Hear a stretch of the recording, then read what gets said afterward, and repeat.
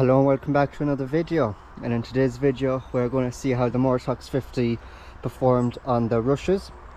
So you may have remembered back on the last week or two of May and the first week or two of June we were spraying docks on our silage field and we were spraying rushes on grazing fields. And we were using obviously Mortox 50, and I got a couple of comments in a couple of videos saying how did the Mortox 50 perform on the rushes, because a lot of people would probably not use Mortox 50 for spraying rushes.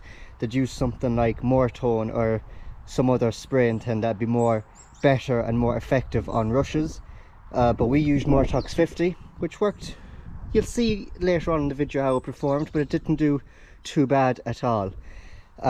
So we were using our old contractor's Case Maxim 5130 and his, I can't remember, was it a 500 gallon or 550 gallon sprayer. So basically these are the tins we used. Obviously the Mortox 50 for the spray. We used the Presto, which is like a sticky substance, a glue, that when you mix it with the spray and the water in the tank, it's when you spray it on the docks or the rushes or whatever you're spraying, it will stick onto that weed or whatever you're spraying. So even if a little bit of rain did come, it probably shouldn't affect it too much. So anyways, we used the jug. So we put, I think, 3.7 litres of Mortox 50 into the sprayer. And as you can see there, it says max dose 5.3 litres per hectare. So we put that little bit more Mortox 50 into it, just so that it might, so we're hoping that we would hope that it would perform that little bit better and maybe kill the rushes, which is why we put a little bit more extra into it. So we put 2 full jugs into it, so that's 1500 millimeters or 1500 millimeters. So we put 2 of them into it, and then I can't remember, was it 600 millimeters or 700 millimeters to make the 3.7-ish litres. So basically 2 full jugs of that and then 1/2 jug, and that's what we used mixed with the mixed with water and Presto. When it came to the Presto, you can see here it's a 1 litre jug. We put half of this, so 500 millimeters, into each sprayer load. So basically only one 1 litre tub of Presto done 2 sprayer loads. So you could imagine we got through a fair load of them Presto stuff. But yeah, about 3.7 litres of Mortox 50 and 500 millimeters of Presto, and that's basically the mixture we used to spray the rushes in those grazing fields. So at a quick glance we might be able to see it, that the rushes are not all that green. They're more sort of a withered colour. So we done this field as well, a grazing field. We sprayed it and the rushes came out pretty good. Look at that. A couple of green ones starting to come into it, because obviously it's been 4 or 5 months since we did spray them, and they haven't been topped or any of that quite just yet. The reason why they haven't been topped, and probably they're not going to be topped this year anyway, so we'll get to that in a minute, but the reason that they haven't been topped is that when we sprayed them, there was a fairly, not an awful lot, not enough to graze cattle in it, but there was just enough of it was during the time when grass was growing again. So there was probably what you're seeing now with grass, that sort of layer of grass. No bag manure put onto it, no slurry put onto it. We sprayed the rushes on line, and on the leaflet on the box it says you have to leave it at least 2 weeks before you cook grass or graze cattle into it or whatnot. So we did leave it the 2 weeks, but while we were leaving it the 2 weeks, the grass was growing because it was that time of year. We did have cattle in other fields. We did put cattle in this field as well. So when we did spray them, the grass wasn't too long, but grown. After maybe 4 weeks, 5 weeks of it being sprayed, or maybe possibly even 6 weeks, we let cattle into it to graze it. And the plan was, because there was going to be a load of grass into it, there was no point topping grass and rushes. Utilise the grass as much as we can and let the cattle graze it, let the cattle eat it. So the plan was, let the cattle graze the field. The rushes would have plenty of time to die off. They would have been way past their 2-week recommendation date for cutting and all that. So once the cattle grazed it, we were going to go in and top the rushes once they were this colour, as you can see. But things got a bit too busy with silage and slurry and other stuff, that the topping got pushed to the side until it was too late, and then we couldn't really top it. Then it got a bit too late. Wet weather came. This is our softest field yet.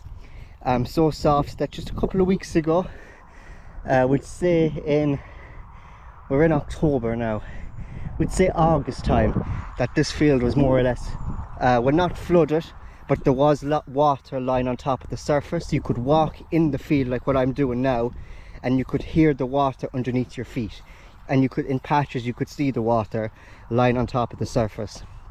But we got a couple of days, 1 week of really good weather, and that just took the water that was lying on the surface of this field, took it off. But it's still very wet. It is still very wet. So wet that we cannot get in with the topper, with our 674 and the topper. We have tried and we have failed just to get into the gate. That's how bad it was. Obviously now we could attempt to go in again, but is there a point? I don't know. So we might have to start topping it sometime next year. So whenever things dry up, whenever the ground in the field is suitable, come in here with the topper and tractor and just top everything.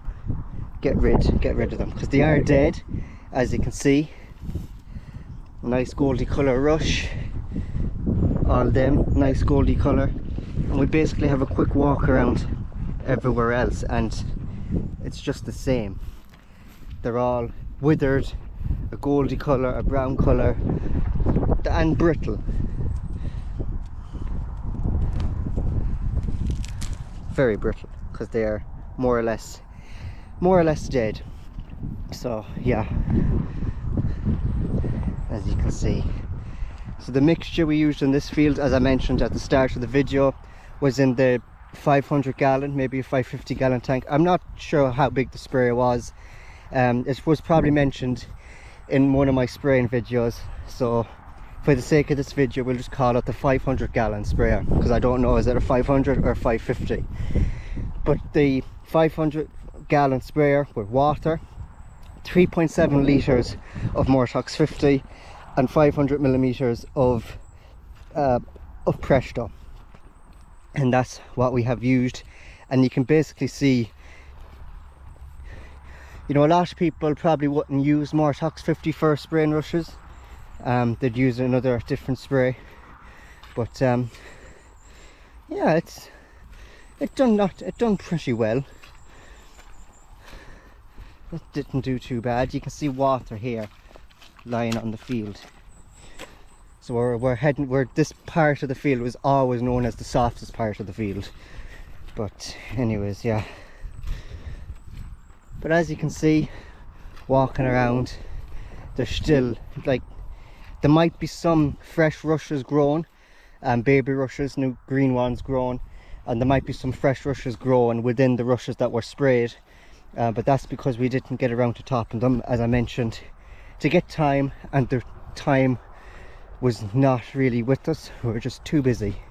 The time was taken up elsewhere that we couldn't get them topped. There's a fresh rush growing, a new one, as you can see. Green, not sprayed, and they're not really brittle. So yeah, but the rest of them,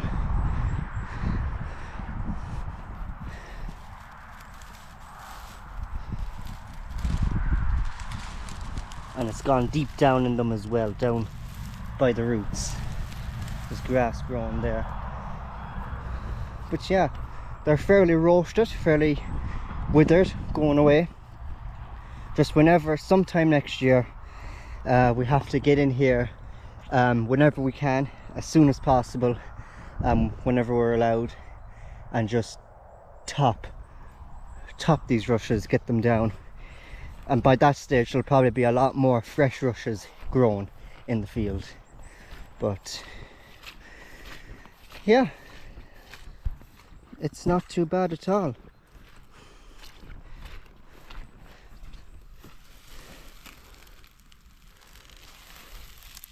Yeah, they're dead.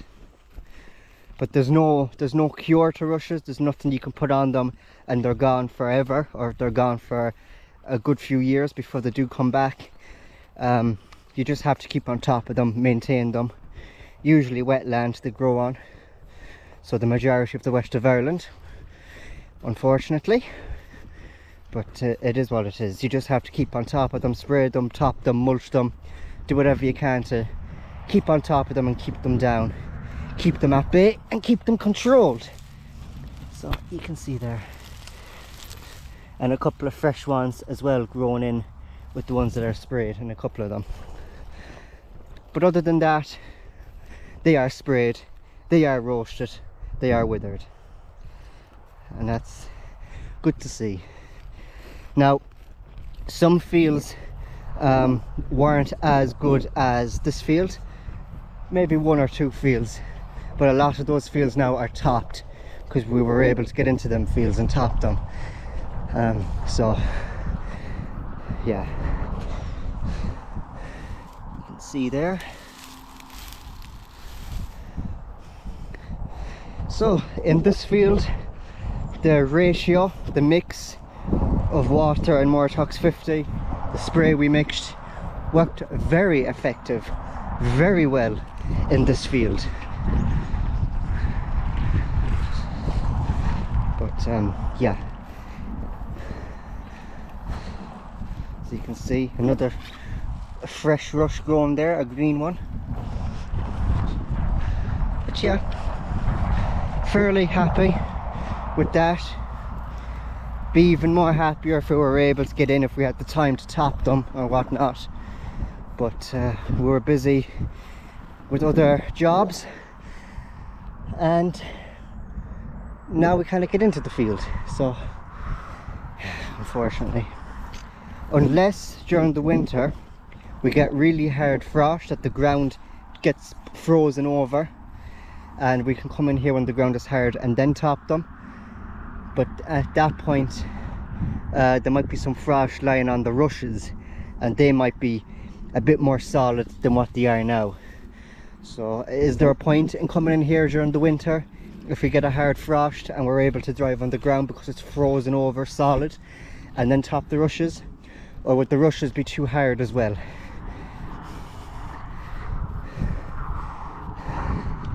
We did think of that during the winter, maybe if we could get in. But then I was thinking to myself, if the ground is hard, the ground has frost on it, the grass is hard and has frost on it, would the rushes not be more or less the same, be hard and have a bit of frost or ice or whatever on them? So yeah, but in this field, Mortox 50 in our mix, our ratio, worked perfectly.